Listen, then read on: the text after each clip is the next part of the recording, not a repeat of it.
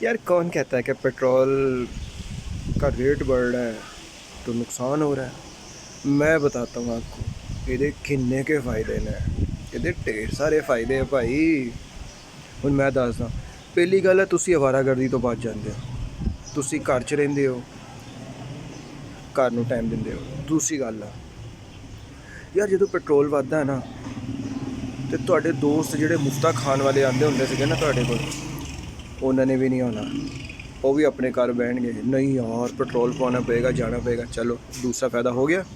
ਤੀਸਰਾ ਫਾਇਦਾ, ਤੁਸੀਂ ਘਰ ਦਾ ਕੋਈ ਕੰਮ ਕਰਨ ਜਾਣਾ ਨਾ, ਤੁਸੀਂ ਮੋਟਰਸਾਈਕਲ ਨਹੀਂ ਲੈ ਕੇ ਜਾਓਗੇ, ਤੁਸੀਂ ਪੈਦਲ ਜਾਓਗੇ ਪਈਆਂ ਪਈਆਂ।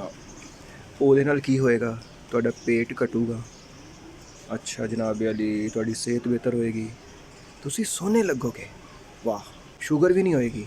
ਤੁਸੀਂ ਘਰ 'ਚ ਟਾਈਮ ਦਿਓਗੇ ਨਾ, ਘਰ ਵਾਲੇ ਵੀ ਖੁਸ਼, ਤੁਹਾਡੇ ਬੱਚਿਆਂ ਦੀ ਤਰਬੀਅਤ ਵੀ ਅੱਛੀ। ਹੋਰ ਮਜ਼ਾ ਲਓ। ਟਿਊਨਿੰਗ ਸਰਵਿਸ ਦਾ ਖਰਚਾ ਘਟੇਗਾ।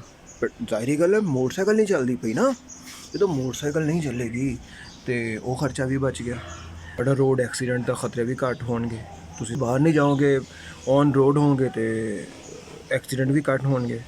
ਤੇ ਬੇਤਹਾਸ਼ਾ फ़ायदे, मज़े करो, इन्जॉय लाइफ।